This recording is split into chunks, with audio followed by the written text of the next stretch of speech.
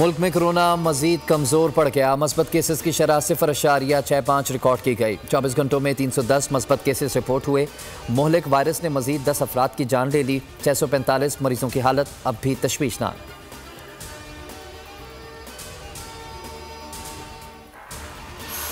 पंजाब के मैदानी इलाकों पर शदीद धुंध का राज बरकरार। मोटरवे M2 ठोकर न्याज बेग से बाबू साबू इंटरचेंज तक बंद। मोटरवे M3 पर फैजपुर इंटरचेंज से जड़ांवाला तक ट्रैफिक मुअत्तल।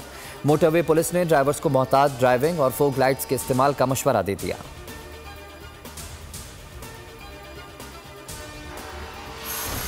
गलत उम्मीदवारों का इंतखाब शिकस्त का सबब था। वज़ीर आज़म ने खैबर पख्तूनख्वा बल्दियाती इंतखाबात में गलती का एतराफ़ कर लिया। इमरान खान का कहना था कि पहले मरहले में गलतियाँ की, खुमियाजा भुगता।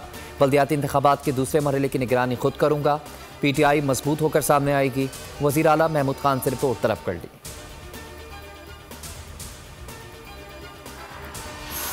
तहरीक इंसाफ का टिकट रसवाई का टिकट बन चुका। आइंदा इलेक्शन में PTI का टिकट लेने वाला कोई नहीं होगा। उम्मीदवार अब हेलमेट पहनकर अवाम में जाएं।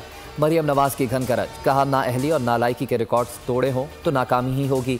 इमरान खान अवाम की जान छोड़ें, थोड़ी सी जो इज्जत है वो बचाकर चलते बने।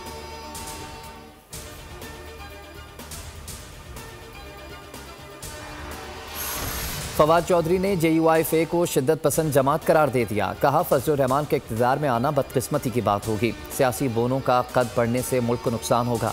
हाफिज हमदुल्ला का जवाबी वार, कहा आइन बनाने वाली पार्टी को इंतहा पसंद कहने वाले खुद इंतहा पसंद हैं। तनकीद करने से हार का असर ज़ायल नहीं हो सकता।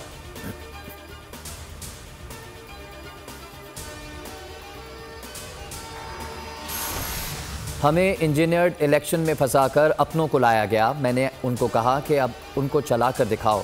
साबिक सदर आसिफ अली जरदारी का नवाब शाह में खिताब, कहा पीपल्स पार्टी ने कभी झूठे वादे नहीं किए। अवाम के 3 गुना ज़्यादा काम किए जो कोई ना कर सका।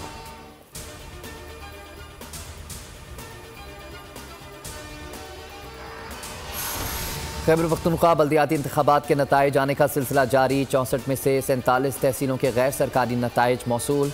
जमीयत उलमा इस्लाम 17 नशिस्तें जीत कर पहले, तहरीक इंसाफ 12 नशिस्तों के साथ दूसरे नंबर पर। ANP के 6 उम्मीदवारों ने मैदान मारा।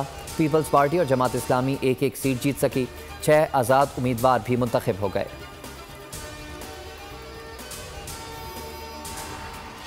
गैस लोड शेडिंग पर आवाम सवालात कर रहे हैं। एक्सपोर्ट इंडस्ट्री को गैस की सप्लाई नहीं होगी तो बरामदात मुतासर होंगी। वफाकी काबीना इजलास में हुकूमती अरकान बोल पड़े।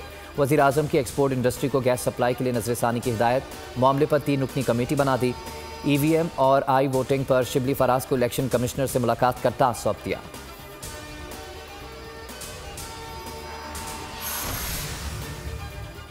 वफाक का कहना क्यों माना, सिंध सरकार इंतकाम पर उतर आई। रोटेशन पॉलिसी के तहत सिंध छोड़ने वाले 8 अफसरान की आखिरी तनख्वाह रोक ली। मिसकंडक्ट का खत भी लिख दिया। चार्ज छोड़ने वाले अफसरान में 6 DIGs और 2 सेक्रेटरीज शामिल।